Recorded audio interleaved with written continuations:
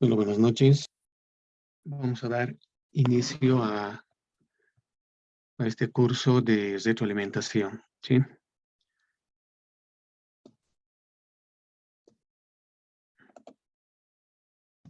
Bueno, empezamos con el primer tema, que es introducción a la inmunología.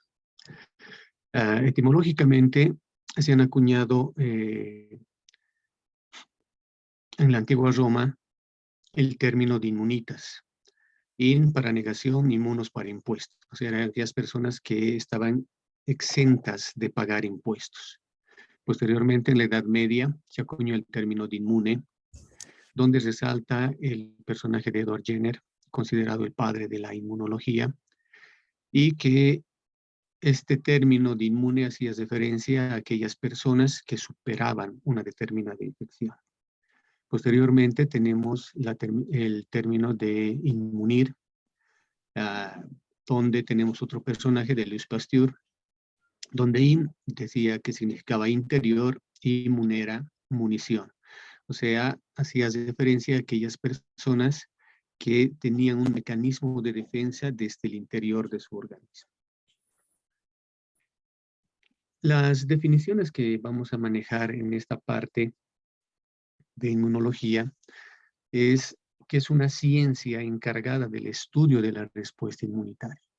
Esa respuesta inmunitaria es una reacción conjunta, coordinada, que desencadena el sistema inmunitario a la introducción de cualquier noxa o sustancia externa hacia el organismo.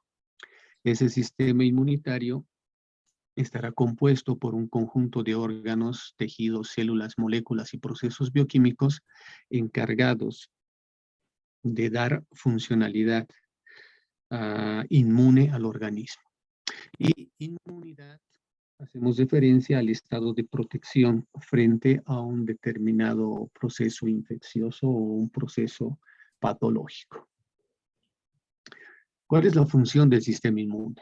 La principal función es reconocer lo propio de lo extraño. ¿Sí? Haciendo referencia a que está encargado de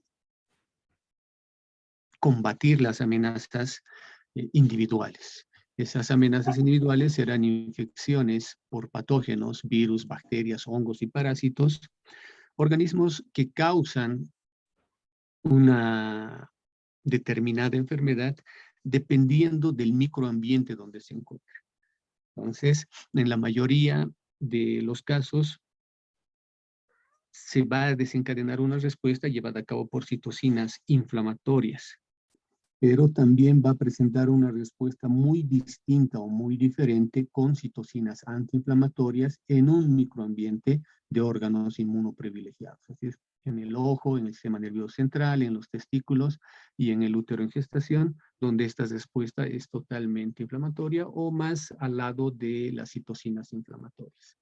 También tenemos en las neoplasias, esas células o conjunto de células que van a empezar a modificarse y que van a expresar en su superficie pues, proteínas anómalas, proteínas que van a ser reconocidas por el sistema inmune y al ser reconocidas, pues el sistema inmune va a emitir una respuesta y va a eliminar a esas células neoplásicas.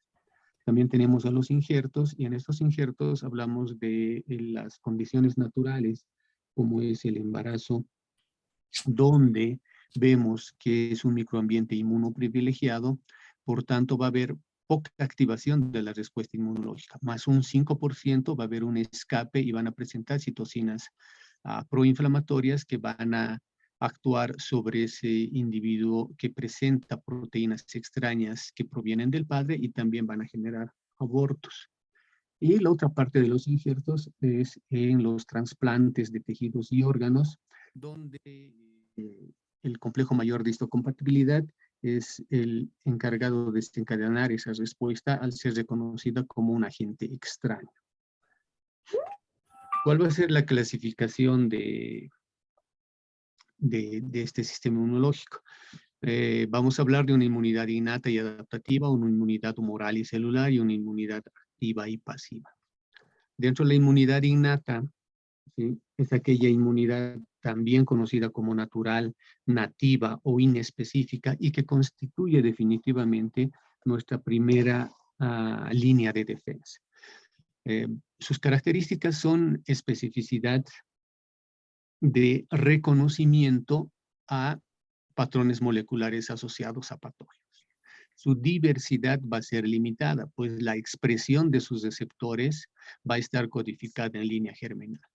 No va a tener memoria, no va a presentar una reacción frente a células propias y su tiempo transcurrido desde la infección va a ser de 0 a 12 horas. ¿Cuáles van a ser sus componentes? Hablamos de barreras físicas, de piel, mucosas, epitelio, hablamos del barrido de cilios, hablamos de la microbiota y mecanismos de expulsión como la tos y estornudos. ¿Bien? Tenemos barreras químicas donde están los péptidos antimicrobianos. Dábamos los ejemplos de las defensinas y las catalicidinas, que son catiónicas y que se unen a las membranas negativas de las bacterias, creando poros para destruirlas por choque osmótico. ¿Sí? También tenemos a los ácidos grasos, los fluidos corporales como sudor, lágrimas y orinas y sebo. Tenemos al pH gástrico del estómago y a las enzimas digestivas. Entre las barreras biológicas hablamos de las células, esas células fagocíticas, granulocíticas, los neutrófilos, exófilos y basófilos, y agranulocíticas de los macrófagos, células dendríticas y las natural killer. Y ahí mismo en las barreras biológicas estará el sistema de complemento. Dentro de la inmunidad adaptativa, aquella inmunidad que también se denomina de adquirida o específica, tiene también ciertas características, ¿sí? Tiene una especificidad de reconocimiento a un determinante antigénico epítopo o epítope, ¿sí? La diversidad, la expresión de sus receptores, en este caso va a ser amplia, ¿sí? Porque va a ser producida por recombinación genética. Eso quiere decir que los anticuerpos van a contener una diversidad frente a diversos antígenos en una proporción de 10 a la 11. Va a contener memoria inmunológica, no va a haber reactividad frente a lo propio, pero al ser tan específica puede tener errores y puede ocasionar enfermedades también autoinmunes. El tiempo transcurrido desde la infección va a ser de días a semanas. Obviamente esta inmunidad adaptativa constituye nuestra segunda línea de defensa y va a estar constituido por linfocitos, ¿sí? Los linfocitos B que van a secretar inmunoglobulinas o los linfocitos B que se van a diferenciar a células plasmáticas quienes van a sintetizar y secretar también inmunoglobulinas, ¿no? La IgM, la IgG, IgA, IgE y IgD. También los linfocitos T, a su vez, se van a dividir de acuerdo a su función en CD4+, helper o colaboradores, CD8 más citotóxicos o citolíticos. Tenemos los linfocitos reguladores o REG. Y por su estado de activación, vamos a tener a los linfocitos vírgenes o navy, que son aquellos que nunca han tenido un contacto con un antígeno o con células presentadoras de antígeno. Tendremos esos linfocitos T efectores, aquellos que ya han entrado en contacto con el antígeno o con las células presentadoras de antígeno, y obviamente también van a contener las células de memoria. Entonces, los linfocitos B y los linfocitos T tienen memoria inmunológica. Entonces, ¿a qué hacemos referencia o a qué nos referimos cuando hablamos de memoria inmunológica? Aquella capacidad de responder de forma más vigorosa a exposiciones repetitivas de un mismo agente patológico. Por ejemplo, en esta diapositiva tenemos un antígeno X, ¿sí?, que va a dar una respuesta primaria, ¿ya?, a través de los linfocitos B vírgenes. Estos a su vez se van a diferenciar en células plasmáticas, van a ser productoras de anticuerpos y a la vez productoras de linfocitos B de memoria. Entonces, al pasar el tiempo, si se genera una segunda infección donde va a entrar el mismo antígeno X, ¿sí?, y como ya hubo una respuesta previa y ya se han generado linfocitos B de memoria, esta segunda respuesta pues va a ser más fuerte, más vigorosa y más rápida, ¿sí? También va a haber una mayor expresión de esas células plasmáticas, va a haber mayor producción de anticuerpos y va a haber mayor generación de células de memoria. Así, para una tercera exposición del mismo antígeno. ¿Eh? ¿Cuáles son las fases de la respuesta inmunitaria adaptativa? Entonces tenemos 5 fases. Una primera fase desde el conocimiento del antígeno. Ahí vemos a los linfocitos que están reconociendo diferentes antígenos. Segunda fase va a ser la fase de activación del linfocito. Quiere decir que va a estar en esta fase la expansión clonal. O sea, se van a generar varios linfocitos T y varios linfocitos B. Y va a existir también la diferenciación de los linfocitos B a células plasmáticas y generación de esos anticuerpos. La tercera fase, que se lleva a cabo por la eliminación del antígeno. ¿Qué? Los anticuerpos se van a pegar al patógeno o directamente los linfocitos T citotóxicos van a actuar sobre ellos. Pero en definitiva, va a haber esos anticuerpos o esos linfocitos T efectores. En la cuarta fase, la contención, que es la contención, es la homeostasis inmunológica, donde van a entrar en apoptosis la mayoría de los linfocitos B y T que ya han cumplido su función efectora, quedándose una poca cantidad que van a ser las células de memoria supervivientes, tanto para los linfocitos T como para los linfocitos B. Dentro de la inmunidad celular y humoral, ya la inmunidad celular es aquella mediada por células residentes. Entonces acá tenemos a la célula dendrítica, al macrófago y al linfocito B. Estas son nuestras células presentadoras de antígeno, pero no solamente van a estar mediadas por estas células presentadoras de antígeno, la inmunidad celular, porque estamos hablando de células residentes, pues van a estar presentes estas células, pero también van a estar linfocitos T y van a estar linfocitos B. Y nos van a proteger principalmente de microorganismos intracelulares. Entonces, acá continuamos con la inmunidad celular. Tenemos al linfocito T helper, donde reconoce o va a ser reconocido el complejo mayor de histocompatibilidad que va a ser presentado por una célula presentadora de antígenos.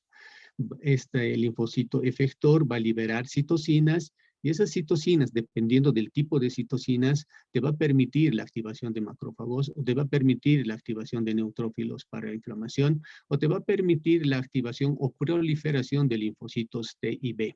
Entonces, dependiendo de las citocinas, te activarán un perfil TH1 para dar lugar al linfocito T citotóxico, cuya función efectora es la muerte de una célula efectora. Y si hablamos de inmunidad humoral, está haciendo referencia a que este linfocito T helper va a activar el perfil TH2. Y ese perfil TH2 te permite la diferenciación y activación del linfocito B. Este linfocito B que reconocerá su antígeno se va a diferenciar a célula plasmática y esta célula plasmática generará anticuerpos. Y esos anticuerpos como función efectora tendrá neutralización del microbio, fagocitosis de ese microbio o activación del complemento para la eliminación de ese microbio. También puede haber la generación o activación de linfocitos T reguladores cuando ya han cumplido la función de T helper 1 o T helper 2 o perfil TH1 o perfil TH2, donde va a entrar la regulación de este linfocito T, o sea, la supresión de los linfocitos o la supresión del mecanismo de acción efector de alguno de estos. La inmunidad activa y pasiva va a estar referida a 2 procesos. Esta inmunidad activa va a consistir en la producción de cierta cantidad de anticuerpos contra un antígeno patógeno específico después de la exposición de este. O sea, quiere decir que este ha tenido un contacto, ha tenido una prima infección, se ha activado su inmunoglobulina M, posteriormente su inmunoglobulina G y tiene anticuerpos específicos contra un determinado patógeno. ¿Sí? Características de este proceso de prima infección va a ser una protección renovable y prolongada, va a ser que tiene una memoria inmunológica, va a ser que proporciona protección por año o décadas, dependiendo de su sistema biológico, dependiendo de su individualidad biológica. Y lo contrario sucede con la inmunidad pasiva. La inmunidad pasiva se diferencia de la transferencia de inmunidad humoral, quiere decir de esos anticuerpos activos de un individuo a otro que por alguna circunstancia no puede generar esos anticuerpos específicos para ese proceso infeccioso, ¿sí? Entonces, cuando se ha transfundido esos anticuerpos hacia ese organismo, también va a presentar unas características especiales.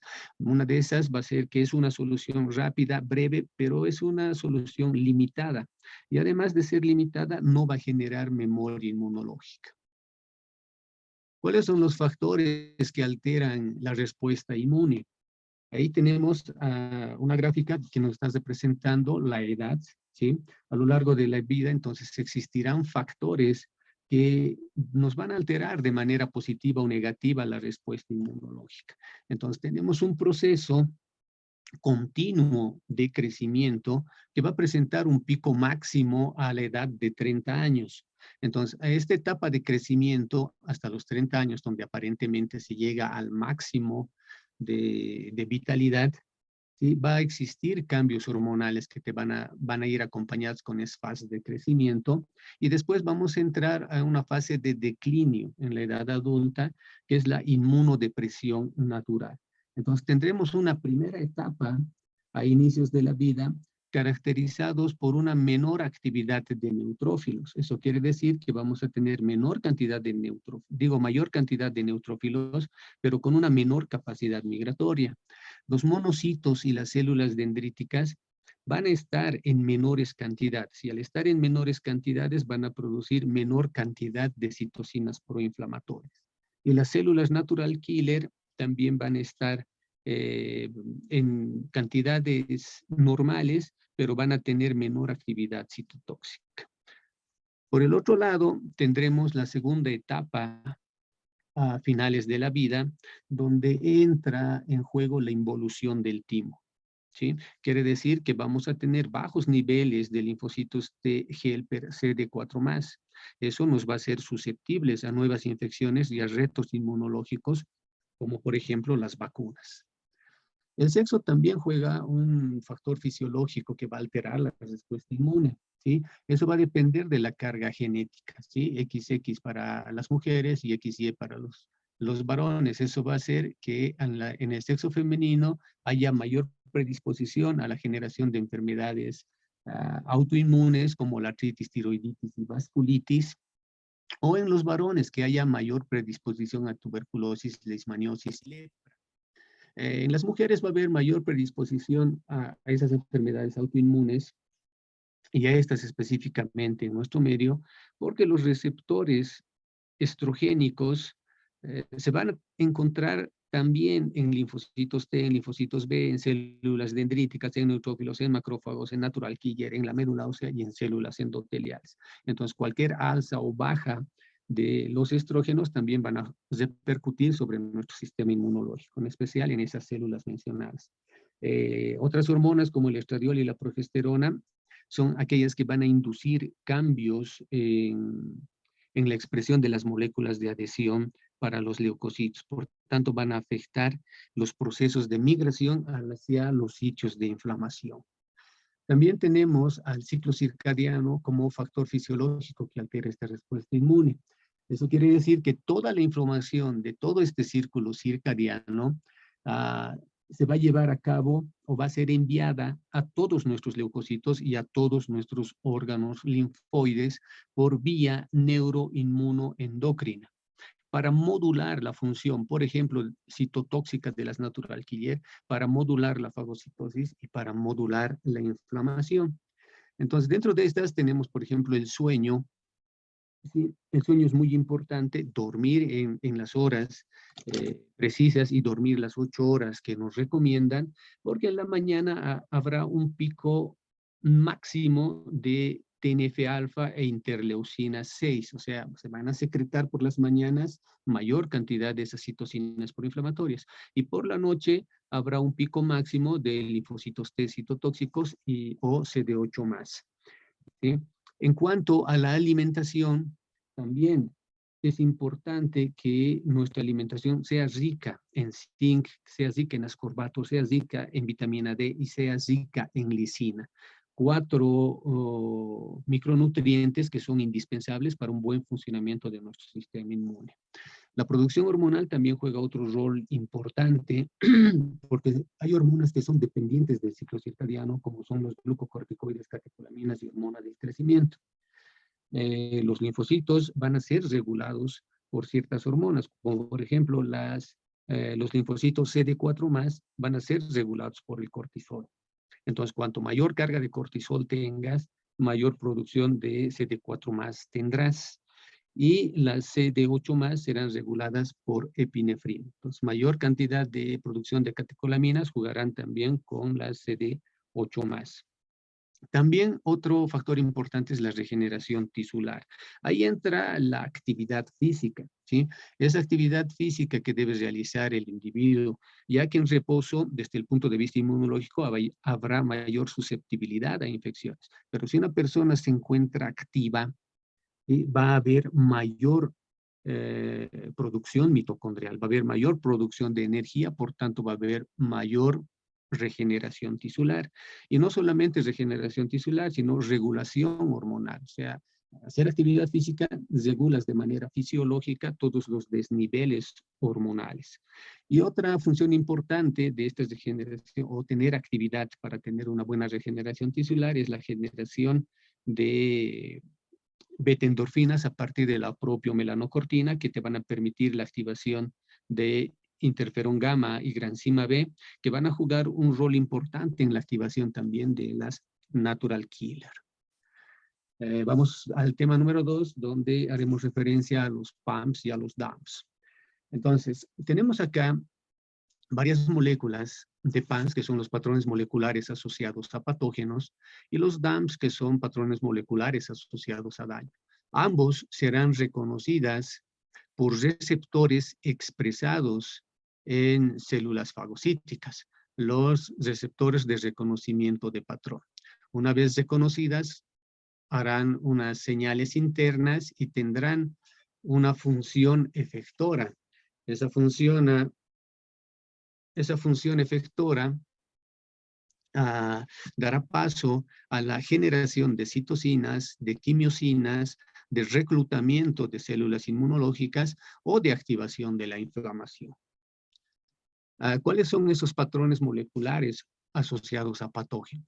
Entonces tenemos ciertas moléculas, ¿sí? Por ejemplo, nos hablan ácidos nucleicos, tendremos las cadenas simples de RNA de los virus, tendremos cadenas dobles de RNA de virus, o tendremos islas de DNA no metiladas de citosina, fosfato, guanina, que se encuentran en virus y bacterias. Tendremos a proteínas como la pilina o la flagelina, que se encuentran en bacterias. Tendremos a lípidos como los lipopolisacáridos, que se encuentran en gram negativos, o el ácido lipoteicoico, que se encuentra en gram positivas. Tendremos a carbohidratos que se encuentran, que son los mananos o los glucanos, que se encuentran en hongos y en bacterias, y los glucanos que se encuentran en hongos. ¿Cuáles son esos patrones moleculares asociados a daño? O sea, ¿cuáles son los que nos van a causar daño? Entonces tendremos DAMs de estructura proteica y DAMs de estructura no proteica. Los que son de estructura proteica, tendremos, por ejemplo, las proteínas de choque térmico, ¿sí? A la proteína HMGB1, tendremos a fragmentos del ácido hialurónico, y entre los no proteicos tendremos, por ejemplo, al ácido úrico, al urato monosódico, al heparansulfato y al DNA mitocondrial, ¿sí? Dentro de las familias de receptores de reconocimiento de patrones, de acuerdo a su ubicación, también tendremos una clasificación de ellas, ¿sí? Unas que se encuentran a nivel de membrana, como son los TLR, o los LR, o los SR, ¿sí? Tendremos los citosólicos, que son los NLR, los NOT y los RIG, y tendremos aquellos que se encuentran en plasma, que son séricos. Entre ellos estarán las pentraxinas, las colectinas, las ficolinas, las lectinas de unión amanosa y las proteínas, la proteína SHARE reactiva. Pues veamos, aquellos receptores TLR, ¿sí? Los Toll-like receptor, tendremos varios de ellos y dependiendo de qué fragmento de DAMS vayan a reconocer, también van a tener su debida clasificación. Entonces ahí tenemos el tipo 6 y el tipo 2 que te van a reconocer a parásitos, te van a reconocer a levaduras o te van a reconocer al ácido lipoteicoico, ¿sí? De una bacteria, el tipo 1 y tipo 2 a triacil lipopéptidos, el tipo 4 a lipopolisacáridos, el 5 a flagelina, el tipo 3 y 7 y 8 a los virus, dependiendo si son de doble cadena de RNA o simple cadena de RNA. Y tendremos al 8 y 9 que van a identificar a esas islas no metiladas de citosina y guanina. Entonces, ¿cuál va a ser su mecanismo de acción? Acá tenemos ese receptor de TOL que va a reconocer su ligando a un lipopolisacárido, porque acá está haciendo referencia a un Toll-like receptor tipo 4, y ese receptor va a tener ciertas características, ¿sí? Va a tener un dominio extramembranal, estas estructuras en forma de C, que van a ser regiones ricas en leucina, van a tener un dominio intermedio, que es el dominio transmembrana, y un dominio intramembrana, que va a ser una región rica en otro aminoácido, que es la tirosina. Tirosina que se tiene que fosforilar para poder generar su mecanismo de acción sobre proteínas adaptadoras, el MID88 o el TRIF. Estas moléculas o proteínas adaptadoras a su vez van a activar dos vías, una vía NF-kappa beta, donde el factor de transición NF-kappa beta activado va a pasar hacia el núcleo y en el núcleo va a inducir la transcripción de citocinas proinflamatorias, TNF-alfa, interleucina 1, interleucina 6, pero no solamente de estas proteínas proinflamatorias, sino también de quimiosinas como la CXCL8, las moléculas de adhesión como la selectina E, las moléculas coestimuladoras como la CD80 y CD86. Por el otro lado, la proteína adaptadora TRIF va a activar la vía de desregulación de interferones, ¿sí? Donde te va a permitir la transcripción de interferón tipo 1 y tipo 3, dándote una respuesta antiviral. Los receptores de lectina tipo C, ¿sí? Vamos a tener de tres tipos, ¿sí? Los tipo 1 que van a ser para manosa, los tipo 2 para dectinas y los tipo 3 que son las lectinas de unión amanosa que van a ser solubles. Este tipo de lectinas este tipo de receptores de lectinas se van a expresar en células presentadoras de antígeno, monocitos y neutrófilos. Entonces, son de dos tipos, un monómero y un dímero, ¿sí? La estructura monomérica que va a reconocer a mananos, ¿sí?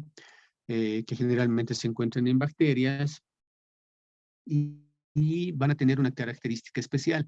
También van a tener dominios, en este caso un dominio extramembranal con regiones ricas en cisteína, ¿sí? Ambos, para esta estructura y para esta estructura dimérica, regiones ricas en cisteína, tendrán una región de un dominio transmembrana intermedio y un dominio intracelular, ¿sí?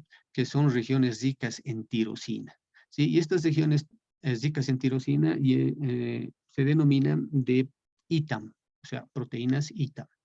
Estas proteínas ITAM, que son ricas en tirosina, se van a fosforilar cuando se pegue su ligando, en este caso a la manosa para el monómero y para el dímero, el beta-glucano. Tanto para bacterias y para hongos. Lo que hacen estos ITAM, una vez fosforilados, es que reclutan y activan a proteínas zinc. Estas, a su vez, van a activar al dominio de activación y reclutamiento de caspasa 9, que junto con la proteína BCL10 y MALT1 van a activar la vía NF-kappa beta y hacen que ese factor de transcripción NF-kappa beta trasloque al núcleo e inicie la transcripción de citocinas proinflamatorias, interleucina beta 1, interleucina 6, interleucina 23 y también poca cantidad de interleucina 12. Lo interesante acá es que esa interleucina 6 te va a permitir el proceso de diferenciación celular. Entonces acá tenemos la interleucina 6 que junto con el factor transformante beta te va a permitir la activación del perfil TH17. Este perfil TH17 va a generarte la citocina, la interleucina 17, que te va a permitir la activación y la migración tanto de neutrófilos y macrófagos hacia el sitio inflamatorio. O sea, te va a aumentar una respuesta inflamatoria. Los receptores basurero o los receptores scavenger se van a expresar en macrófagos, ¿sí? Se expresan en macrófagos y estos macrófagos reconocen a células que se estén transformando, o sea, que se estén haciendo neoplásicas, que no respeten el ciclo celular normal, a células que estén entrando en proceso de necrosis o a células que se estén oxidando, ¿sí? Que hayan perdido un hidrogenión o un electrón y estén haciendo peroxidación lipídica, peroxidación proteica o glicación de hidratos de carbono. Tenemos varios tipos, ¿sí? Tenemos los receptores scavenger del tipo A, B, C, D, E, F, G. Tenemos el tipo de cúmulo de diferenciación 36 y tenemos el tipo de LOX tipo 1. Entonces acá tenemos ambos receptores, ¿sí? El receptor de scavenger A, el cúmulo de diferenciación 36 y el LOX1. Ambos, todos cuando llega su ligando, van a emitir señales internas con un mecanismo de acción específico. Entonces, para el SR tipo 1, te va a activar las proteínas P38MAP y JUNC2, que te van a permitir los procesos efectores de apoptosis y formación de células espumosas. Cuando se active el receptor CD36, van a activar dos diferentes proteínas, el FIN y el LIN. El FIN que te va a activar también la P38 y el JUN, similar al del SRA1, pero acá te va a permitir la formación de células espumosas, la activación de plaquetas, la apoptosis, la angiogénesis y la inflamación. Por otro lado, tendremos a las LINC, donde van a activarte también proteínas FAC y BAC. Y estas BAC que te van a activar las proteínas pequeñas RAC gracias a la guanina trifosfato y te van a permitir el mecanismo de acción efector de adhesión y migración de células al sitio donde se haya activado ese receptor. Por último, tenemos las LOX que cuando pega su ligando te van a permitir directamente la activación de la vía NF-kappa beta con la producción, con la activación y traslocación de ese factor de necrosis tumoral kappa beta y la producción de citocinas proinflamatorias. Por otro lado, te va a permitir la activación de la P38MAP y la proteína 42 y 48 MAP, y las dos van a tener un efecto efector de disfunción endotelial, formación de células espumosas y apoptosis. Los receptores tipo NOTS, que son aquellos receptores de dominios de oligomerización, ¿ya? Van a reconocer tanto a DAMPs como a PAMPs. Se van a expresar en monocitos, macrófagos, células dendríticas y células intestinales de Panet. E intracelularmente, cuando reconozcan esos PAMPs y DAMPs, lo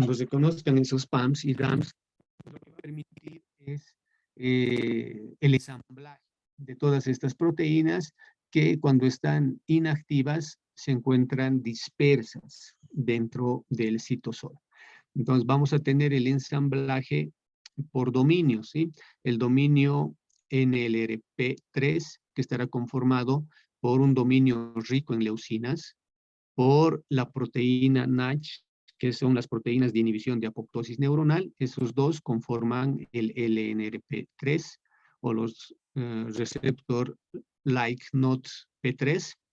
El dominio ASC, que va a estar constituido por las proteínas pequeñas, PIT, que son los dominios de pirina y que son los encargados de generar fiebre en el organismo, y por los CART, ¿no? Entonces, los PIT y los CART son el dominio ASC. Y las CAS son el dominio efector. Entonces, esos tres tipos de dominio constituyen los receptores de tipo NOT. ¿Y qué función efectora me van a cumplir? Generalmente, los PIT o esos dominios de pirina son los que van a activar la vía en el capa beta, en el núcleo de esa célula, y van a estimular la producción de citocinas prointerleucina 1 beta y prointerleucina 18. Cuando se activa entonces este sistema, la PIT activa la producción de estas citocinas proinflamatorias y las caspasas van a permitir la activación de esas procitocinas a citocinas activas propiamente, ¿no? La interleucina beta 1 y la interleucina 18, que van a secretarse para ir hacia el exterior y cumplir una función determinada proinflamatoria. Los receptores de tipo RIF, que son receptores inducidos por gen, van a reconocer material genético, ¿sí? RNAs de virus. Tendremos entre estas los dos tipos, al MDA5, que es el gen asociado a diferenciación de melatonina 5, al RIG1, que es el gen asociado a ácido retinoico. Entonces, el MDA va a reconocer a RNA de doble tira, pero que sean mayores a 2 kilobases. Mientras que el RIG va a reconocer también a estructuras de RNA de doble cadena, pero que sean menores a 2 kilobases. También van a reconocer a RNAs de simple cadenas y a RNAs de simples cadenas que tengan trifosfato. Tres fosfatos.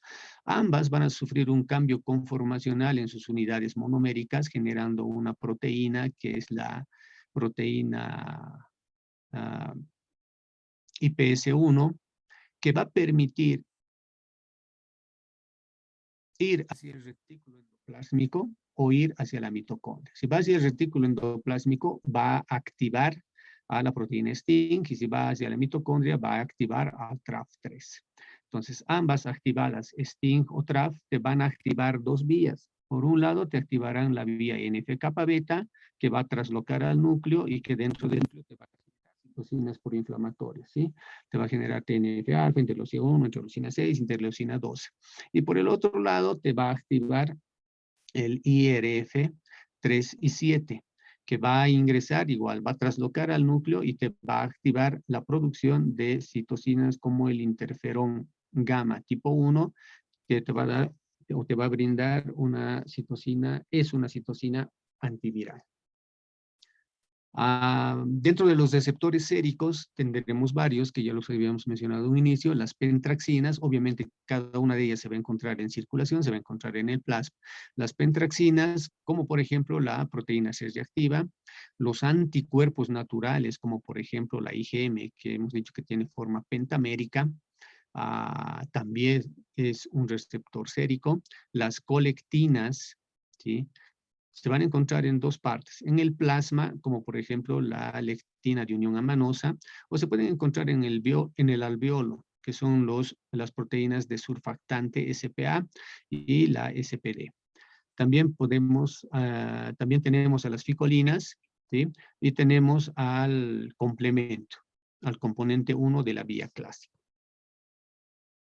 Dentro de lo que corresponde al tercer tema, que es la arquitectura del sistema inmunológico, obviamente que en su definición decíamos que es un conjunto de órganos, tejidos, células y moléculas que van a funcionar de manera coordinada para dar inmunidad al organismo. Y ahí tendremos a la médula ósea, que es un órgano linfohematopoyético, cuya función va a ser la renovación y diferenciación de las células madre hematopoyéticas a células sanguíneas, ¿sí? Y estructuralmente, pues se va a encontrar en mayor proporción esta actividad de la hematopoiesis en el fémur, ilium e esternón. Hablar del timo también como órgano linfoide primario, al igual que la médula ósea. Este timo es un órgano linfoepitelial altamente especializado y es acá donde ocurre la maduración de los linfocitos T. ¿sí? Entonces, en un inicio tenemos al doble negativo, al linfocito doble negativo, donde ese linfocito que ha sido generado obviamente en la médula ósea y que luego ha migrado al linfocito T para madurar, no tiene expresado, o sea, no sabe si es linfocito CD4 más o CD8 más. Como no expresa ninguno de los dos positivos, se denomina de doble negativo. Y llega a un lugar específico que es la unión córtico-medular, pues ahí se van a encontrar las células del estroma tímico tipo 1. Y esas células del estroma tipo 1 van a generar la beta microglobulina, y que es la que atrae a estas células doble negativos para ingresar por ese sitio. Una vez que ingresan a ese sitio, se van a dirigir a la corteza subcapsular, y es ahí donde van a proliferar y van a obtener su receptor, su TCR. Y van a empezar a expresar marcadores CD4 más y CD8 más, convirtiéndose de doble negativo a doble positivo. ¿Eh? Entonces, aquí antes que pasen a simples positivos, ocurre que van a estar ubicados en este sitio de la corteza las células del estroma tímico tipo 2 y tipo 3, que te van a permitir hacer la selección positiva y la selección negativa. La selección positiva, que va a ser la expresión de moléculas de complejos de histocompatibilidad tipo 1 y tipo 2, y a los cuales los linfocitos T con su TCR van a empezar a reconocer. Y la selección negativa es aquellas células que van a entrar en apoptosis cuando hayan recibido una señal muy intensa a través de su TCR. ¿Ya? Entonces, cuando pasen la selección positiva y negativa a través de sus células del estroma tímico tipo 1 y tipo 2, pues van a pasar de dobles positivos a simples positivos. O sea, quiere decir que ya es una célula específica CD4 más o es una célula específica CD8 más. Y que de la médula, esos simples positivos van a pasar hacia la circulación. Dentro de los órganos linfoides secundarios tendremos al ganglio linfático, que son órganos muy importantes, ¿sí? Cuya función es servir de microambiente para la presentación de antígeno. ¿Sí? Entonces, cuando las células fagocitan cualquier antígeno, sea extra o intracelular, lo procesan y lo presentan por sus complejos mayores de histocompatibilidad tipo 1 o tipo 2 hacia los linfocitos. Pero esa presentación no puede llevarse a cabo en cualquier lugar. Se lleva a cabo en los órganos linfoides secundarios y específicamente en el ganglio linfático. Entonces, este ganglio linfático tendrá su estructura, ¿sí? Su corteza externa, tendrá su médula, tendrá su paracorteza. Entonces, tendrá un sitio de entrada, que son los linfáticos eferentes, tendrá su sitio de salida, los linfáticos eferentes. ¿Sí? Y por el mismo sitio tendremos la entrada también de los vasos sanguíneos que van a atravesar la médula hasta la paracorteza y corteza. Entonces, dentro de la región de la corteza tendremos estos folículos, ¿sí? Y en esos folículos se van a adosar las células beta. En la paracorteza es la zona de las células T, donde van a estar todos los linfocitos T. Entonces, es ahí donde tienen que ingresar las células presentadoras de antígenos a los ganglios más cercanos posibles desde el punto de infección, migrarán hacia los ganglios más cercanos, y es ahí, a través de los vasos sanguíneos, donde llegarán tanto linfocitos B o linfocitos T. Y las células presentadoras de antígenos, tanto las células dendríticas, los macrófagos o los linfocitos B, pues presentarán a los linfocitos T o a los linfocitos B ese antígeno. ¿Bien? El vaso también constituye otro órgano linfoide secundario, y este tiene la función de filtrar la sangre y de atrapar antígenos. ¿Sí? Entonces, acá tendremos una cápsula y una trabécula que serán el soporte de la estructura del vaso. Tendremos una pulpa roja que presenta los sinusoides, y esos sinusoides estarán bañados de macrófagos y glóbulos rojos y algunos linfocitos. Más la pulpa roja tiene una función específica, es el sitio de hemólisis de aquellos glóbulos rojos viejos y defectuosos. ¿Ya?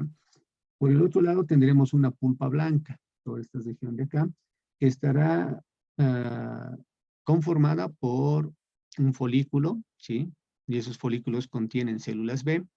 Tendremos una zona marginal, y esa zona marginal estará bañada de macrófagos. Tendremos una vaina, ¿sí? Que es una vaina linfoide periarteriolar. Y ahí tenemos la arteria, ¿sí?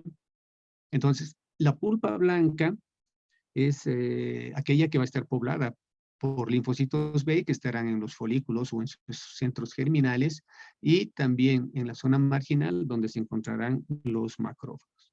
Y esta es la que constituye nuestra primera defensa contra los antígenos sanguíneos. Eso quiere decir que todos los linfocitos T, todos los linfocitos B, macrófagos, células dendríticas que salen de la sangre de estos sinusoides van a ir hacia la zona marginal.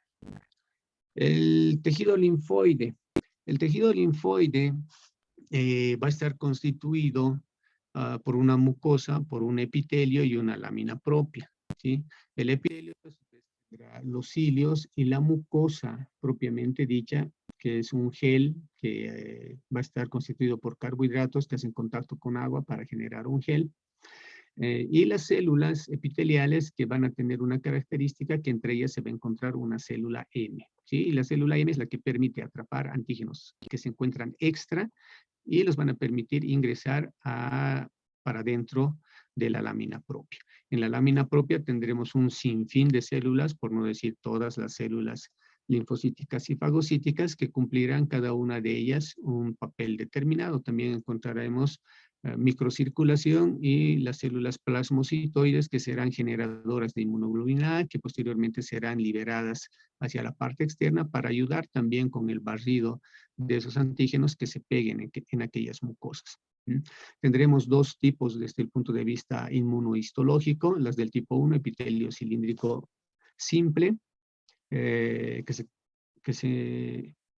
el epitelio tipo 2 del epitelio plano estratificado. Este sistema de tejido linfoide va a estar englobado en lo que se denomina del MALT, que es el tejido linfoide asociado a mucosas. Y tendremos varios tejidos linfoides que conforman este MALT, este sistema. Tendremos al tejido linfoide asociado al tracto gastrointestinal, donde tendremos cúmulos, ¿ya?, de tejido linfoide que formarán las amígdalas, el adenoides, placas de Peyer y el apéndice. Tenemos el tejido linfoide asociado a árbol bronquial, el tejido linfoide asociado al tracto nasofaringeo, el tejido linfoide asociado a piel, el tejido linfoide asociado al tracto genitourinario, tejido linfoide asociado a glándula mamaria, tejido linfoide asociado a glándulas salivales y lagrimales, tejido linfoide asociado a oído interno. La organización de ese MALT será de sitios inductivos, o sea, todo lo que hemos visto del NALT, BALT, GALT anteriormente, todos estos son sitios inductivos. Quiere decir que no han entrado en contacto con el antígeno. Y los sitios efectores se darán cuando ya han entrado en contacto con el antígeno. Entonces, ahí veremos las respuestas en las glándulas, por ejemplo, del NALT, en las glándulas salival, nasal y lagrimal. Tendremos respuesta en las glándulas bronquiales, respuesta en las glándulas mamarias, respuesta en el intestino delgado, en el intestino grueso o en el tracto urogenital. Muy bien, ahora vemos las células del sistema inmunitario. Y estas células del sistema inmunitario se darán a través, como habíamos visto en la primera parte, de la generación de la hematopoiesis, ¿sí?, en la médula ósea a través de la célula madre hematopoyética. Entonces, esa célula madre hematopoyética, por mecanismos de hematopoiesis, se va a diferenciar a célula madre mieloide o a célula madre linfoide. Esta célula madre linfoide, que es la unidad formadora de colonias de granulocitos, eritrocitos, monocitos y megacariocitos, o la célula madre linfoide, que es la unidad formadora de colonia de linfocitos. Entonces, ambas van a generar linajes. En este caso, de la célula madre mieloide, generará el linaje mieloide eritroide, generará granulocitos, generará monocitos. También va a generar eritrocitos y megacariocitos que generarán plaquetas. Esto en cuanto para mi respuesta inmunitaria innata. Y el linaje linfoide para mi respuesta inmune adaptativa, pues me va a generar los linfocitos B, los linfocitos T, natural killer y también células dendríticas, pero de este linaje. Tendremos genes que regulan la hematopoiesis. Tenemos el gen Wingles que promueve la diferenciación. Tenemos el gen HOXB4 que disminuye la diferenciación. Tenemos los NANOG y los SOG que promueven la diferenciación. Tenemos los genes tipo Notch que promueven la autorrenovación y la disminución de la diferenciación. Tenemos genes BM1 tipo 1 que promueve la autorregulación y tenemos los HOXB4 que promueve también la autorregulación. Dentro de la línea mieloide, tendremos también a los neutrófilos en una proporción de 50-70%. Tendremos los gránulos que contienen elastasas, colagenasas, tendremos los AMPs e histaminas, y dentro de sus funciones, que son los primeros fagocitos en llegar al sitio de la lesión, y fagocitan y liberan sus gránulos para eliminar al patógeno fagocitado. Los basófilos, que estarán en 1 a 3%, que presentan dentro de sus gránulos citocinas proinflamatorias, mediadores lipídicos e histamina, y una de sus funciones es la defensa contra el virus. Los mastocitos, que estarán en menor a 1%, dentro de su papel de funcionalidad, presentarán una respuesta ante la alergia. Los eosinófilos, menor a 1%, tendrán proteínas catiónicas, o sea, tienen también defensinas, ribonucleasas y citocinas proinflamatorias, y nos darán defensa contra parásitos y síntomas de alergia y asma. También dentro de la línea mieloide nos hablan de las APC, donde están los macrófagos, las células dendríticas, pero empezamos con los monocitos, que estarán en una proporción de 5 al 10% y que obviamente se van a diferenciar en macrófagos y células dendríticas. Esos macrófagos diferenciados en tejidos cumplirán funciones de fagocitosis, presentación de antígenos, separación y limpieza, promueven angiogénesis y fibrosis, y van a recibir varios nombres dependiendo de dónde se encuentren, ¿no? De osteoclastos, microglía, células de Kupffer o células de Haber-Wöhr.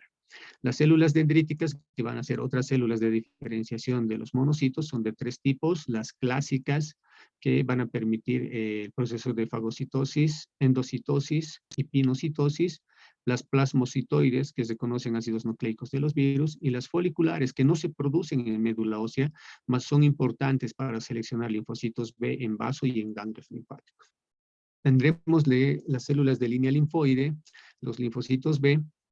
Hablamos de los linfocitos B1 que generan la IgGM, y en una segunda exposición al mismo antígeno van a cambiar de isotipo a IgG, y los linfocitos beta 2 que son aquellos que siempre se van a quedar con un isotipo IgM y nunca van a cambiar a IgG.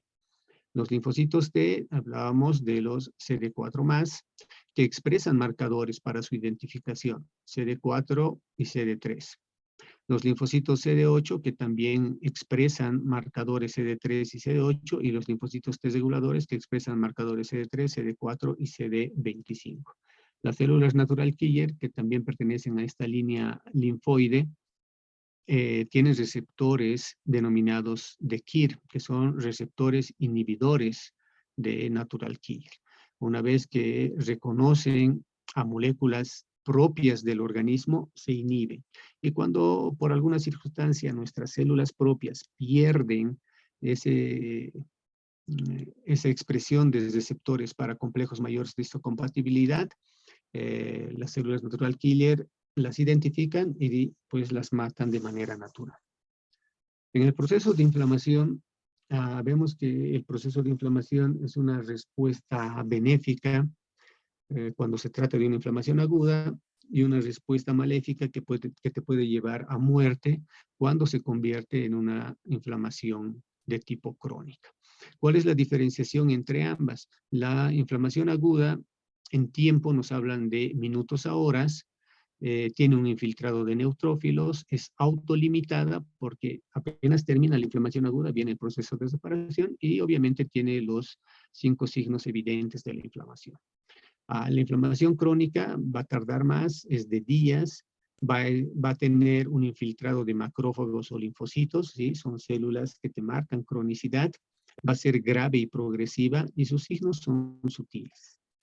Vemos acá cómo juega un rol importante la homeostasis inmunológica, ¿sí? Habíamos visto que teníamos varias variables a nivel sistémico, a nivel celular y a nivel de tejido que tienen valores también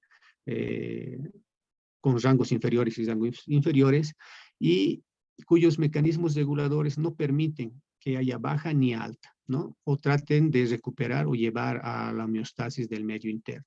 Más cuando hay daño o se someten a retos, se rompe esta homeostasis inmunológica y te lleva a la célula a que exprese una respuesta de estrés, ¿no? Un estrés inmunológico. Más cuando estas respuestas de estrés no hace mano del restablecimiento o no hace mano de la eliminación de esos retos, pues pasa a tejido, pasa a una disfunción tecidual, disfunción de tejido. Y esta disfunción de tejido automáticamente te lleva a un proceso de inflamación aguda o te puede llevar a un proceso de inflamación crónica. De todas maneras, si te lleva a un proceso de inflamación crónica, esta inflamación crónica te vuelve a generar una inflamación aguda. Entonces, sea la inflamación aguda o sea que la inflamación aguda llegue como consecuencia de la inflamación crónica de bajo grado, si no se regula, si no hay resolución, no importa con fibrosis, pero si no hay resolución, ni reparación, ni restablecimiento de la homeostasis, te lleva a una inflamación crónica.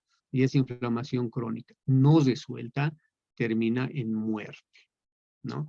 Entonces, sí o sí, tiene que haber un restablecimiento, una eliminación, una resolución de todo lo dañado para recuperar la homeostasis desde un punto de vista inmunológico. Cuando hay inflamación aguda, también puede haber la generación de fibrosis, como más adelante vamos a ver. Y ese proceso de fibrosis puede quedarse ahí o también puede seguir generando disfunción tecidual que generará un círculo vicioso generando inflamación aguda, fibrosis, disfunción, inflamación aguda, fibrosis. Y esa inflamación aguda en última instancia terminar en una inflamación crónica y terminar también en muerte. ¿Cuáles son los desencadenantes entonces de la inflamación? Infecciones, lesión tisular, de tejido, estrés o disfunción celular. Entonces, cualquiera de las tres te va a causar una inflamación. ¿Cuál va a ser el propósito fisiológico de la inflamación? Si es infección, va a haber una defensa del organismo contra la infección. Si es lesión tecidual, va a haber una respuesta de reparación tecidual. Si es estrés o disfunción celular, va a haber una adaptación al estrés o retorno al estado de homeostasis. Más, si no llegamos a estos propósitos fisiológicos, a recuperar el medio interno, pues va a haber consecuencias fisiopatológicas.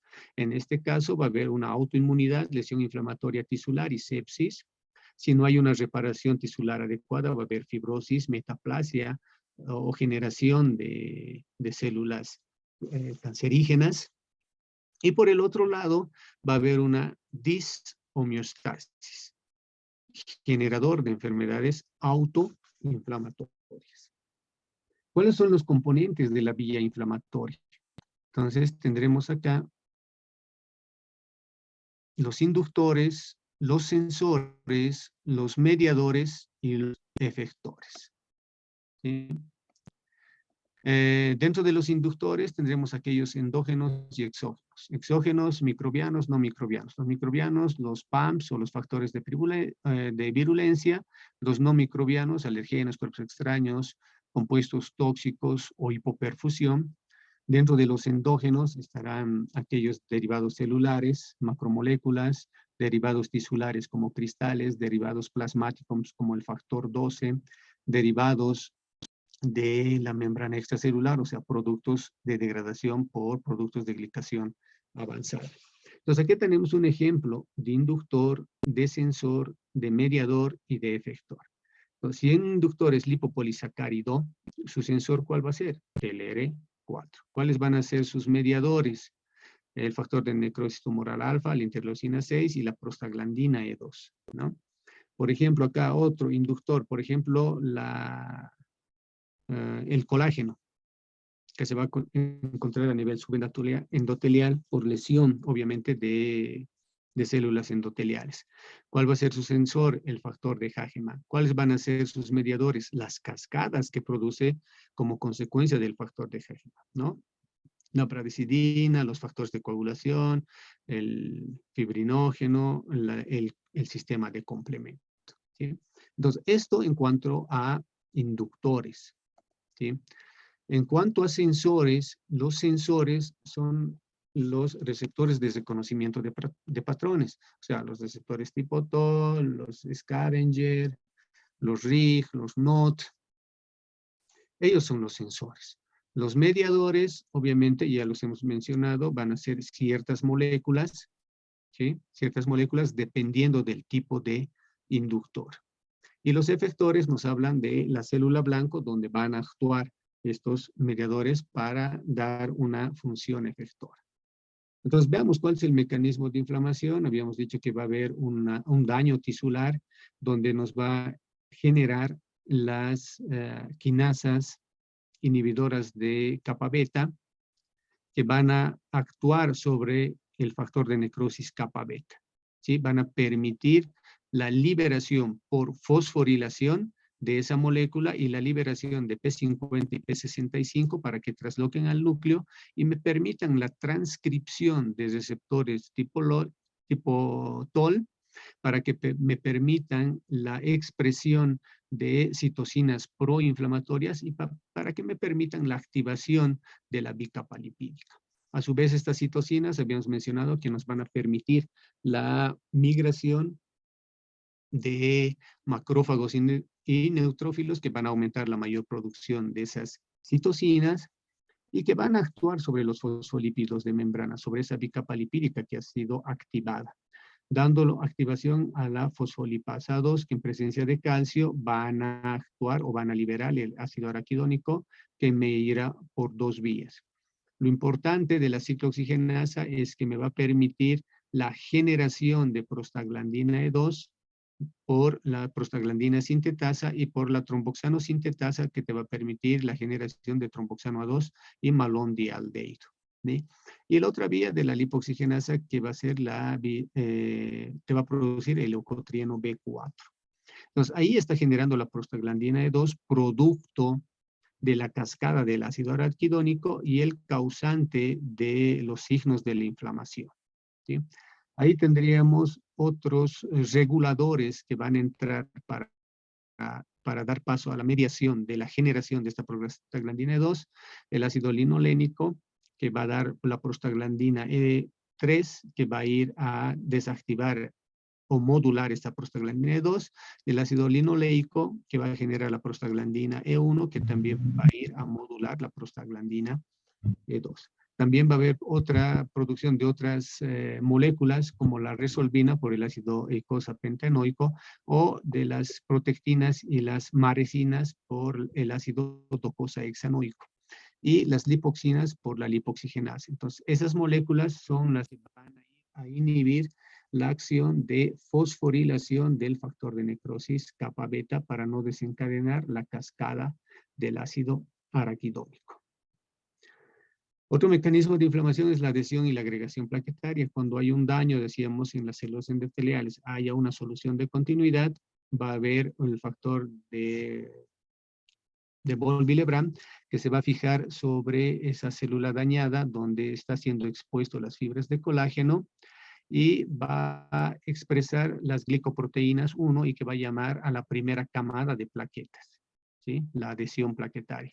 Esas plaquetas van a expresar los tromboxanos A2 que van a permitir la migración de más plaquetas al sitio de lesión. Eso es lo que se denomina de agregación plaquetaria, donde se va a dar gracias a la expresión de glicoproteínas 2B3A en ambas plaquetas, las que están en adhesión y las que van a venir en agregación plaquetaria. Y entre esas dos vamos a tener al fibrinógeno, ¿sí? Entonces, el mecanismo de activación del factor de Hagemann va a permitir esa solución de continuidad que habíamos mencionado antes. Entonces, ese colágeno que se va a expresar en ese endotelio dañado, algún daño en la membrana basal o plaquetas activadas, van a dar lugar a que este factor 12 inactivo se active. Y ese factor 12 activado va a generar la cascada de coagulación. Entonces, todos esos factores, tanto de la vía intrínseca y extrínseca, van a jugar en la activación de esta cascada de coagulación para dar lugar a la activación del factor número 2, que es la trombina, que va a actuar sobre el factor número 1, que es el fibrinógeno, para generar fibrina. ¿Sí? Entonces, esa fibrina es acá el fibrinógeno que está todavía laxo y que se va a endurecer gracias a la generación de la fibrina. Posteriormente también dará lugar a la activación de la cascada de las cininas, donde la precalicreína se transformará en calicreína para dar lugar a la bradicinina, que te va a producir vasodilatación y te va a producir dolor en el sitio de la inflamación. Pero a su vez no solamente te va a producir bradicinina, también te va a producir que el plasminógeno se transforme en plasmina y sea controlador del proceso de la fibrina, de la generación del coágulo, que no sean coágulos muy grandes que nos permitan hacer en vasos más pequeños. ¿Okay? También esa plasmina nos va a jugar un rol importante en el sistema fibrinolítico, generando la plasmina, pero a su vez esa plasmina va a actuar sobre el componente 3 inactivo, generando el componente 3 activo. Y esta misma calicreína también va a servir para activar el componente 5 de la cascada del complemento. Y estas dos van a servir como quimiotaxis del leucocitos. La trombina, a su vez de generar fibrinogenofibrina, también va a fomentar la adhesión de leucocitos y el factor 10 de Stuart va a aumentar la permeabilidad vascular y va a aumentar la migración de leucocitos. ¿Cómo es el reclutamiento de leucocitos? Entonces tendremos las quimiosinas que te van a permitir la llegada de neutrófilos o monocitos a la marginación, el rodamiento que va a estar a cargo de las selectinas P, selectina C, y sus ligandos, Lewis o las PSGL1, ¿sí? Y la adhesión firme a cargo de las integrinas, la LFA1 y la BLA4. Y sus ligandos que serán el ICAM1 y el BCAM1. Posteriormente se pasa al último nivel, que es la extravasación leucocitaria, donde ambos, tanto del endotelio como las células, los neutrófilos o monocitos, van a expresar las moléculas PCAM1 o cúmulo de diferenciación 31, el complejo endotelial de caderina y colagenasas para permitir ese proceso de paso o de migración celular del compartimento extracelular al intracelular. Y por quimiotaxis ir hacia el lugar inflamatorio, ¿no? Guiados por factores del complemento, por productos bacterianos o por productos celulares. Posteriormente, una vez que han llegado al lugar de inflamación, se va a dar lugar a la fagocitosis, con el reconocimiento y la unión, el engullimiento y la destrucción y eliminación de lo fagocitado. Entonces, para eso tenemos que dentro de ese neutrófilo se va a permitir la activación de la NAT-fosfato oxidasa, ¿sí? Entonces, todos esos elementos también se van a encontrar dispersos, pero cuando se ensamblen para la destrucción de un determinado patógeno, tendremos a la P22, GP91 y RAC, que son las proteínas más representativas, y a su vez las proteínas pequeñas 67, 47, P40, y este RAC o todo el complejo funciona con la guanosina trifosfato, que es que le va a dar la energía. Entonces ahí entra como sustrato el oxígeno para transformar el superóxido.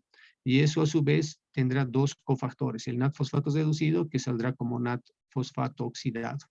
Entonces, este superóxido, a través de la superóxido dismutasa, te va a generar peróxido de hidrógeno y ese peróxido de hidrógeno va a ir a matar a la bacteria. Más ese peróxido de hidrógeno también se puede sufrir otro proceso enzimático con la activación de la mieloperoxidasa, que será generado por los gránulos primarios del neutrófilo, generando el ácido hipocloroso. Ese ácido hipocloroso te genera el ion hipoclorito y a su vez un protón. Ambas estructuras también van a ir a lesionar al patógeno. O ese ácido hipocloroso también juntarse con el superóxido y generar radical hidroxilo. Y ese radical hidroxilo también irá a matar al patógeno.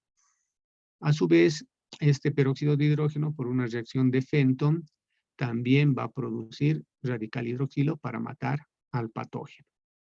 A su vez, también los gránulos secundarios, con sus respectivas proteínas de elastasas, colagenasas y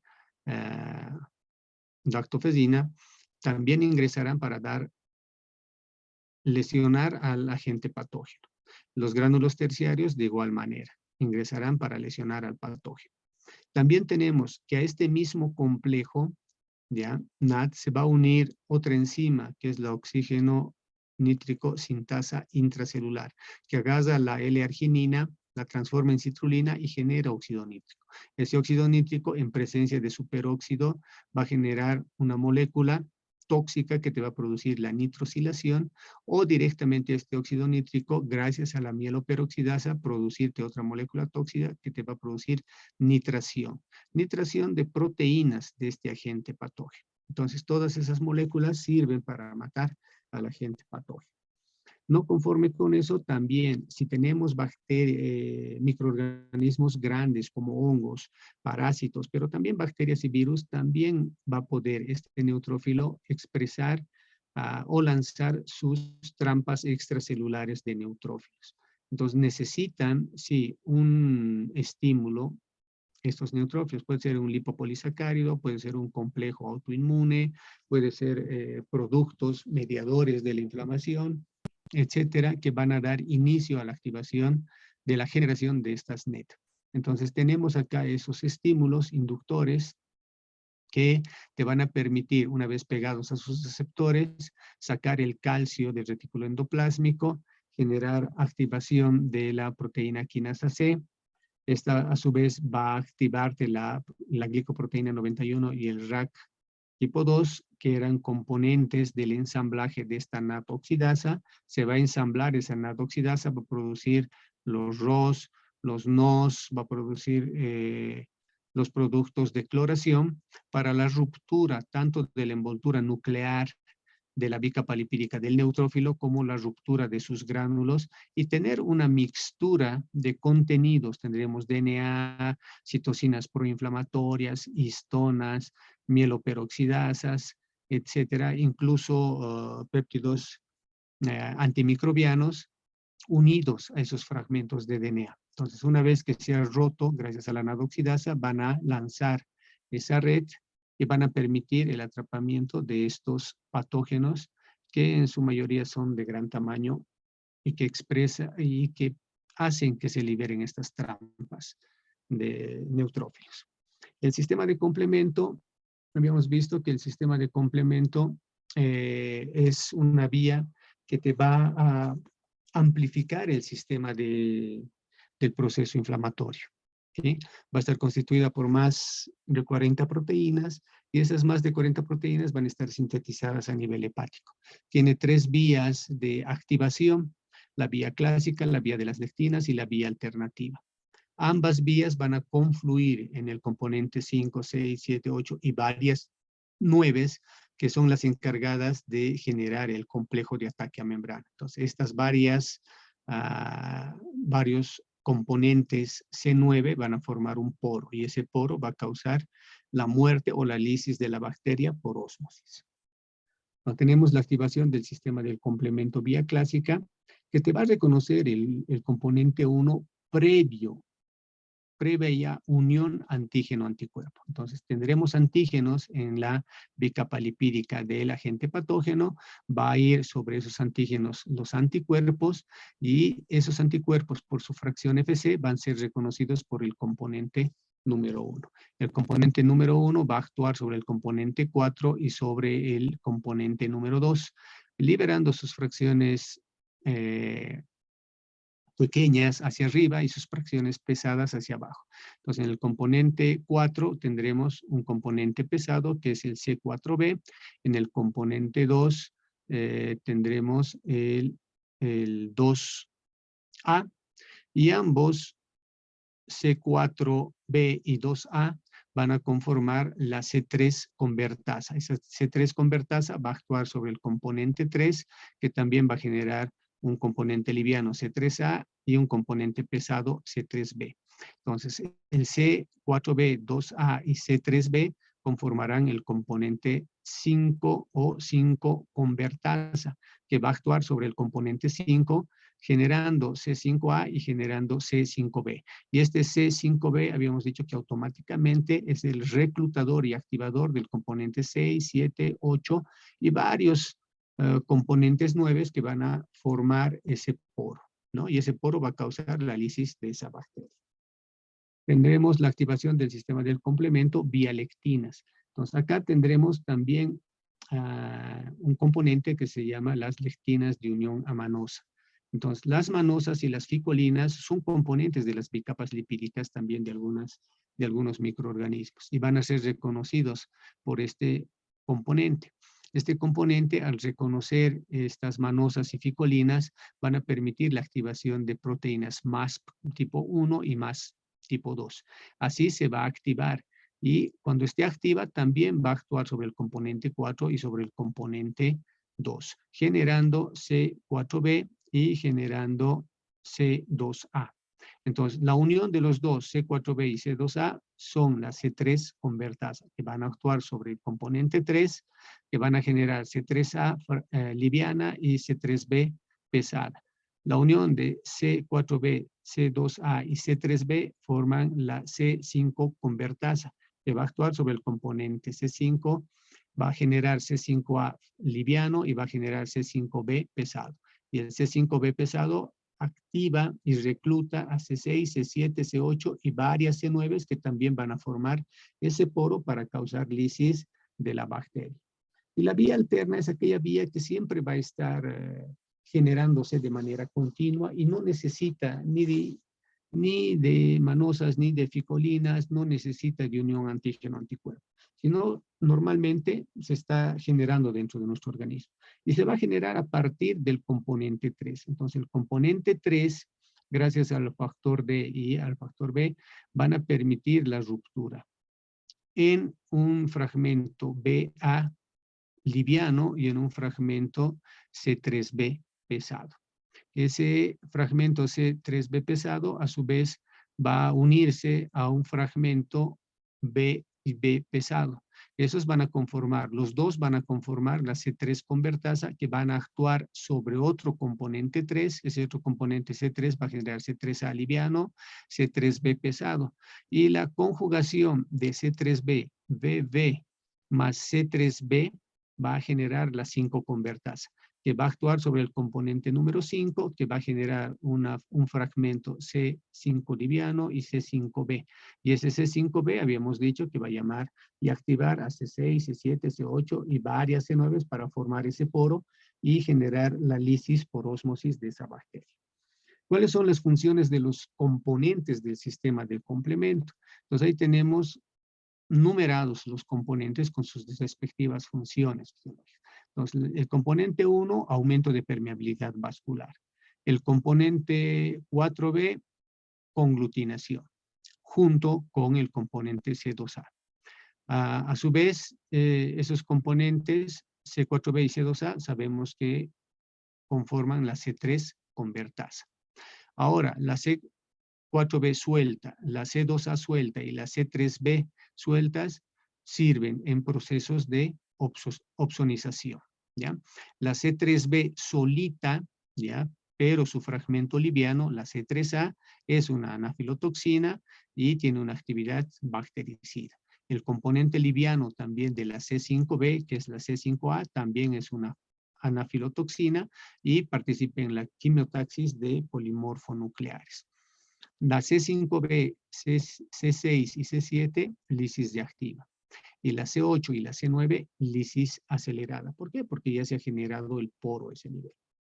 Tenemos también reguladores del sistema de complemento, ¿ya? Reguladores que van a actuar a nivel de las vías clásicas y la vía de las lectinas. Entonces tenemos un inhibidor del componente 1, tendremos un inhibidor VIB-C4, tenemos un inhibidor que es el factor inhibitorio que va a actuar a nivel de la C3 convertasa, tenemos un inhibitorio que es la proteína S que va a actuar a nivel inicial del complejo de ataque a membrana y tendremos otra proteína que es un cúmulo de diferenciación 59 que va a actuar específicamente en el poro del complejo de ataque a membrana.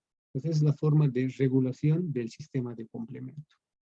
Hablando de citocinas, vamos a decir que esas citocinas son moléculas que te van a permitir la comunicación entre células de tu sistema inmunitario. Tendrán un estímulo, mandarán una señal interna y un mecanismo efector donde tendrán la liberación de esas citocinas que van a pegar a un receptor de otra célula inmunitaria donde también van a permitir la generación de una señal interna y una señal efectora. Dentro de su clasificación tendremos a las citocinas como factores de diferenciación celular, ¿sí? Tendremos a las interleucinas, tendremos a los factores estimuladores de colonias, tendremos a los factores de necrosis tumoral, tendremos a los interferones y tendremos a las quimiosinas. Dentro de las propiedades de las citocinas, tendremos una propiedad de pleiotropía, donde una célula T, por ejemplo, activada, te puede generar interleucina 4. Pero esta interleucina 4 va a tener diferentes efectos dependiendo al receptor del tipo de célula que acepte esa interleucina. Por ejemplo, si tenemos acá una interleucina B y va a pegar la interleucina 4 como ligando a sus receptores de la célula B, va a haber activación, proliferación y diferenciación de esta célula B. ¿A qué? A célula plasmática, y la célula plasmática producirá anticuerpos. Si esta interleucina 4 va a pegar sobre precursor de la leucina de la célula T citotóxica, va a generar proliferación y diferenciación. Si pega esta interleucina 4 sobre un mastocito, va a generar proliferación. Redundancias. Redundancia quiere decir que va a haber generación de varias citocinas por una célula T activa que van a tener un mecanismo de acción sobre una camada de células, en este caso una célula B, produciendo un efecto biológico de proliferación. La sinergia es donde una célula va a generar dos citocinas distintas, pero estas dos citocinas distintas van a actuar de manera más rápida y potente sobre una determinada célula. En este caso, sobre una célula C. Entonces, va sobre una célula B, induciendo cambios de clase hacia IgG, ¿no? Seguimos con las propiedades de citocinas. Tendremos el antagonismo. Entonces, acá tenemos una célula T activada que va a generar una citocina, la interleucina 4, que va a tener que actuar sobre una célula B. Pero acá bloquea el cambio de clase hacia una IgG inducido por una interleucina 4. Entonces, la interleucina 4 va a permitir que haga un cambio de fenotipo de IgM hacia IgE, pero ahí entrará el interferón gamma. Entonces, el interferón gamma va a inhibir ese mecanismo de acción. Tendremos una inducción en cascada. Entonces tendremos ahí una célula T helper también activada que gracias a una citocina que es el interferón gamma va a actuar sobre el macrófago y va a permitir que el macrófago genere otro tipo de citocina que es la interleucina 12. Esa interleucina 12 va a permitir la activación también nuevamente de una célula T helper, pero produciendo el mismo tipo de citocina generada a un inicio, interferón gamma, más otros tipos de citocina, como por ejemplo el TNF-alfa y la interleucina 12.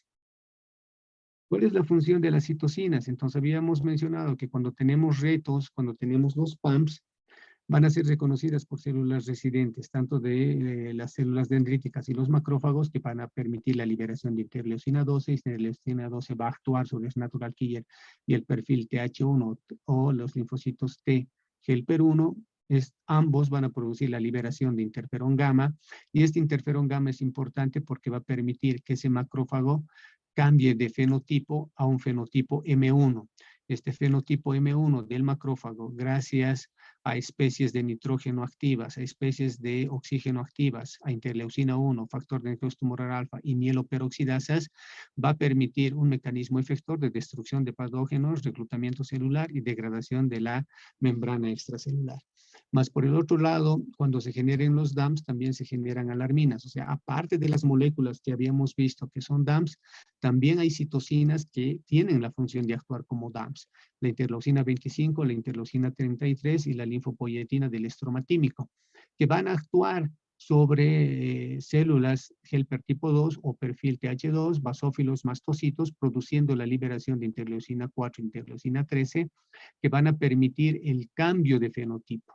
O sea, que el macrófago no se vaya hacia un fenotipo M1, sino que vaya a un fenotipo M2. Y cuando se va a un fenotipo M2, va a haber una inhibición de las metaloproteasas tipo 1, una activación de las metaloproteasas tipo 12, una activación del factor de crecimiento derivado de plaquetas, una activación del factor de crecimiento transformante beta 1, que van a actuar como citocinas antiinflamatorias. Más a su vez de actuar como citocinas antiinflamatorias, van a permitir el paso de fibroblastos a miofibroblastos y de estos miofibroblastos a la síntesis de colágeno para generar fibrosis. Mas no queremos que haya fibrosis porque habíamos visto que la fibrosis puede aumentar el proceso inflamatorio agudo y hacer un círculo vicioso. Por tanto, ahí también va a haber otro cambio de fenotipo de los macrófagos M2 a un fenotipo regulador.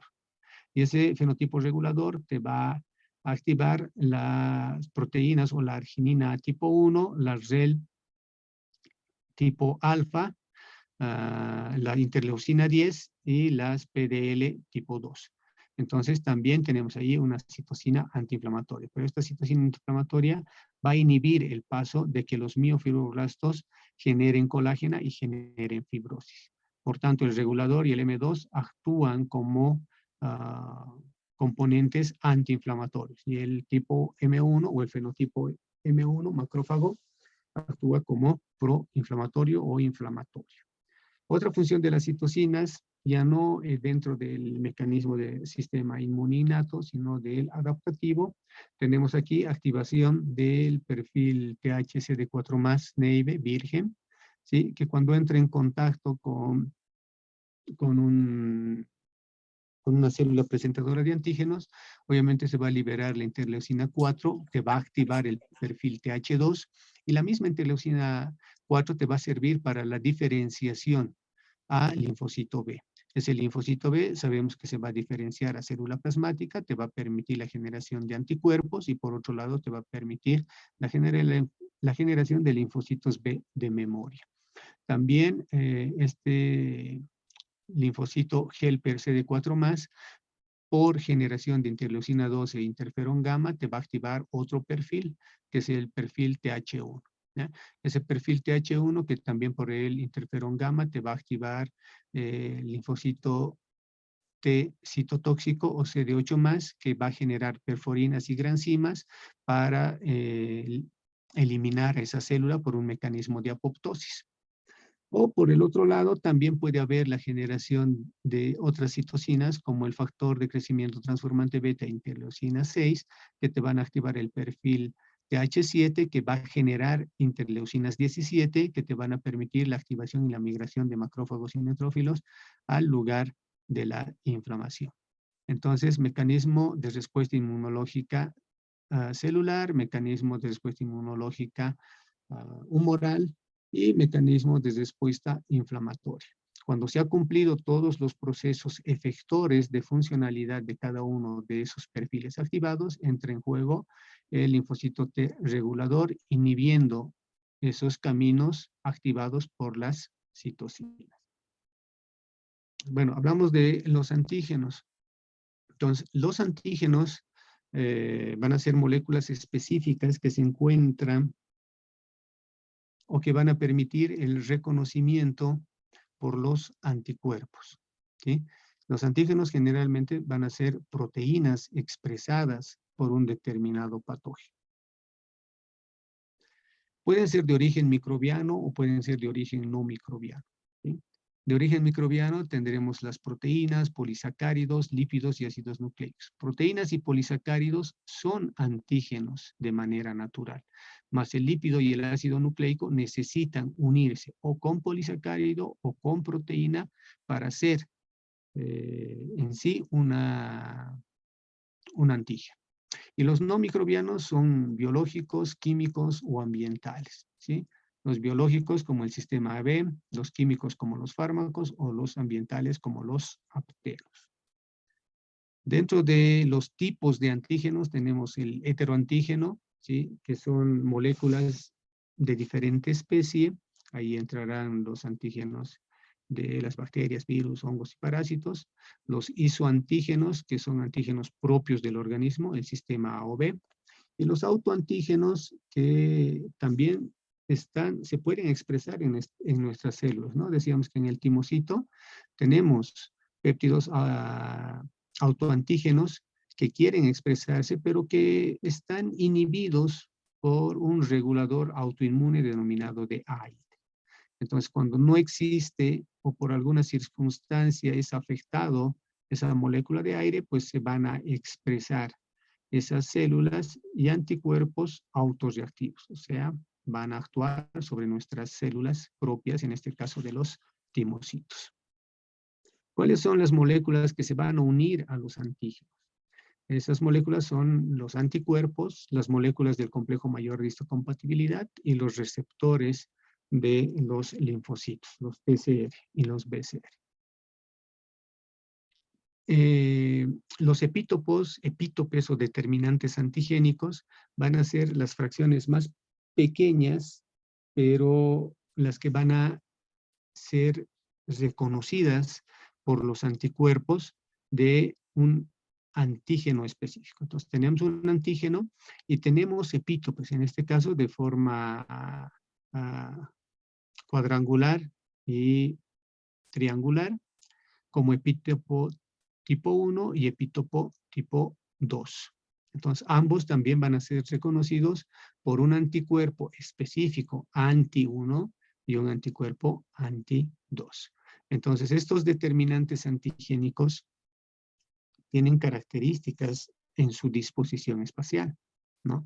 Entonces, algunos nos dicen solapados, que van a tener un espacio considerable para la unión de esos anticuerpos, los no solapados, que son distancias cortas y que pueden causar interferencia cuando se una un segundo anticuerpo, o los efectos alostéricos, que cuando se une un anticuerpo con un epítopo determinado o específico, cambien la estructura tridimensional de los demás epítopos. Y eso puede ser de un efecto positivo o negativo. Tenemos epítopos, nos dicen multivalentes, con epítopos diferentes, o pueden ser antígenos multivalentes con epítopos repetitivos.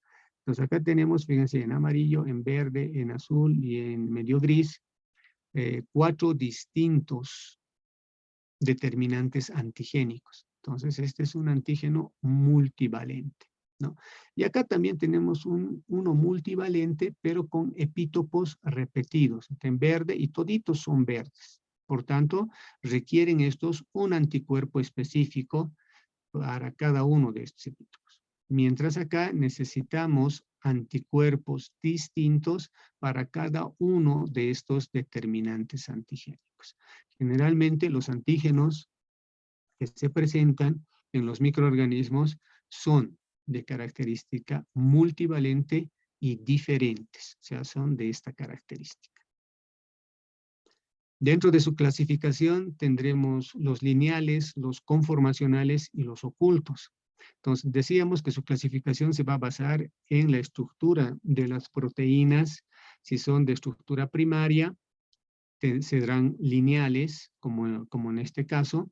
Si son de estructura secundaria, donde están las hélices alfa y las hojas beta, serán de esta conformación, o sea, serán conformacionales, y las ocultas son las que tienen estos determinantes antigénicos por dentro, en la parte central, ¿no? Entonces hay que hacer un proceso previo, o nuestras células hacen un proceso previo de desnaturalización proteica para que se destroce, pierda su estructura cuaternaria y terciaria y manifieste sus determinantes antigénicos para que sea reconocido por un anticuerpo. Dentro de las inmunoglobulinas digamos que es una familia grande y que se van a encontrar en el torrente sanguíneo, van a ser generadas o sintetizadas por las células B, van a generar anticuerpos, pero esos anticuerpos son aquellos que se unen a la bicapa lipídica, ¿sí? Mientras que cuando el linfocito B hace la diferenciación a célula plasmática, esa célula plasmática también sintetiza, pero secreta anticuerpos. Entonces, esos anticuerpos serán anticuerpos séricos, serán anticuerpos solubles que no estarán en contacto con la bicapa lipídica. Entonces, de ahí los componentes, la división de hablar de una inmunoglobulina de membrana y una inmunoglobulina secretada. Esos anticuerpos, se hace referencia a un anticuerpo cuando ya se conoce un determinante antigénico. Si están libres sin reconocimiento, seguimos hablando de inmunoglobulinas. Cuando tenemos entonces un anticuerpo, quiere decir que ya ha reconocido un determinante antigénico. Y ese anticuerpo en su estructura tendrá una primera forma que nos hace referencia a una cadena liviana y a una cadena pesada unidas por un puente disulfuro. Una segunda forma donde se mete laboratorialmente una papaína o cualquier otra enzima que te permita la ruptura del enlace disulfuro y te genere dos fracciones FAP y una fracción FC. Fracción FAP, fracción de unión a antígeno, y la fracción FC, fracción cristalizada. Y la tercera forma, donde ya vemos de manera específica cómo realmente está conformado un anticuerpo. ¿Sí? También tenemos sus cadenas pesadas, sus cadenas livianas, pero se hace una diferencia de la región variable y la región constante. Entonces tendremos en la región variable una que pertenece a la cadena pesada, una que pertenece a la cadena liviana. ¿eh? Y esta región variable es la que nos permite la unión al antígeno, que es denominada también de parátopo. ¿ya? La región constante igual tiene una porción con 3 componentes, y en el segundo componente generalmente se une un carbohidrato. Y es la región constante que nos habla de la actividad biológica de cada anticuerpo. ¿ya? Esta región variable, ¿ya? que nos permite la unión antígeno o denominada de parátopo, la tenemos esquematizada acá. Entonces, región variable va a estar constituido por sus fragmentos N-terminales. Y esos fragmentos N-terminales se van a denominar de regiones determinantes de complementariedad o regiones hipervariables. Entonces tenemos de 3 tipos. La CD3, que es la más grande, seguida de la CDR1 y seguida de la CDR tipo 2. Entonces, agarran, una vez que el parátopo haya identificado el determinante antigénico o epítopo, a su vez va a ser envuelto por estas regiones determinantes de complementariedad. Y estas regiones de complementariedad o esta región variable te permite reconocer varios tipos de antígeno, ¿no? Varios tipos de antígeno. Decíamos de 10 a la 11 tipos de antígeno. Entonces, esas inmunoglobulinas son 5. La inmunoglobulina G, ahí tenemos sus tipos, sus subtipos, decíamos G1, G2, G3, G4, con sus características estructurales, sus funciones que cruzan la placenta, activan el complemento, participan en la opsonización y participan en la citotoxicidad celular dependiente de anticuerpos. La inmunoglobulina M, que hemos dicho que es pentamérica y cuyas funciones son la respuesta primaria, la activación del complemento y el transporte a mucosas. La inmunoglobulina A, que habíamos dicho que tiene una estructura monomérica, dimérica o trimérica, donde va a brindar la inmunidad de mucosas, inmunidad al recién nacido, neutralización, opsonización, citotoxicidad celular dependiente de anticuerpos y de granulación. La inmunoglobulina E también va a tener unas funciones de degranulación, inmunidad frente al mintos y reacciones alérgicas por procesos de degranulación. La inmunoglobulina D, que va a expresarse en linfocitos B maduros, junto con la inmunoglobulina M, y lo que hace es permitir la diferenciación de los linfocitos B. Diferenciación, obviamente, a células plasmáticas. Entonces, lo que les decía, la unión antígeno-anticuerpo, este antígeno o este patógeno puede tener varios o distintos epítopos. Generalmente son 5, o sea, son 5 determinantes antigénicos, epítopos o epítopes que presenta un patógeno. Por tanto, nuestro organismo tiene que tener también anticuerpos con regiones variables que reconozcan esos epítopos, o sea, con parátopos que reconozcan esos epítopos. ¿Y de dónde saca el organismo esos varios tipos de regiones variables para cada uno de estos anticuerpos? Entonces, la expresión génica de esas inmunoglobulinas, que habíamos dicho, el dogma central de la biología es que el DNA por transcripción genere RNA y traduzca una proteína, no se cumple en la expresión génica de las inmunoglobulinas. ¿Por qué? Porque las inmunoglobulinas, muchos segmentos génicos codifican las inmunoglobulinas. O sea, no solamente un segmento génico, no solamente un gen va a codificar para una inmunoglobulina, sino son varios segmentos génicos que codifican a inmunoglobulinas y específicamente a esas regiones variables. Entonces, fíjense, tenemos acá un gen, tenemos su cromosoma. Tenemos una cadena ligera kappa que se ubica en el cromosoma 2, tenemos una cadena ligera lambda que se ubica en el cromosoma 22 y tenemos una cadena pesada con isotipos mu, delta, gamma, epsilon y alfa ubicadas en el cromosoma 4. Ahora, ¿qué es lo que sucede? ¿Cómo es la estructura? Fíjense, la cadena ligera kappa tiene una región variable, tiene una proteína de unión y tiene una región constante. Entonces nos dice, la región variable estará conformada de 1 a 97 aminoácidos, la proteína de unión J estará conformada de 98 a 110 aminoácidos.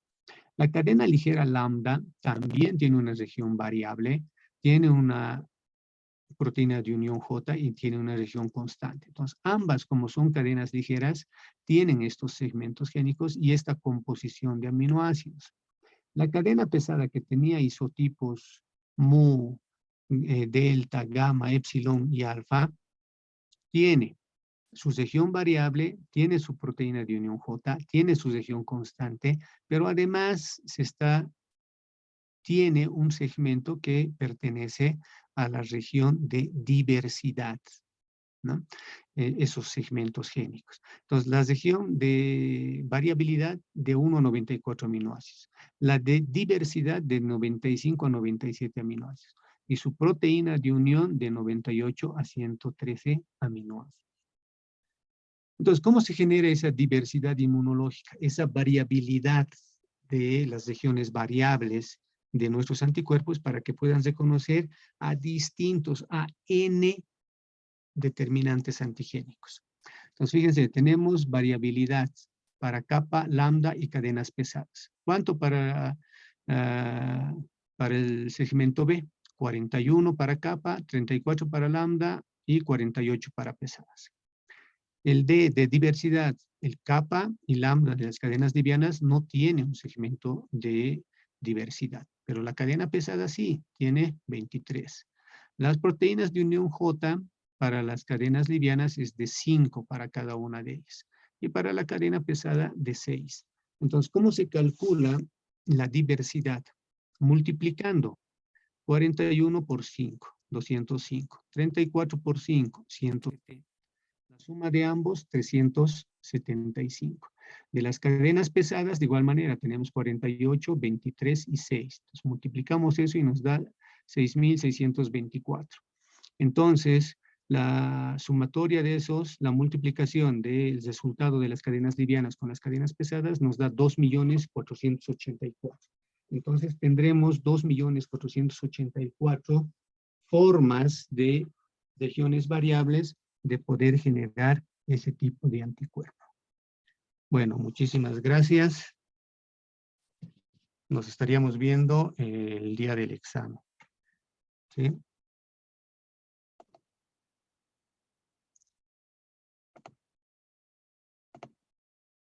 Enseguida les paso las diapositivas, por favor.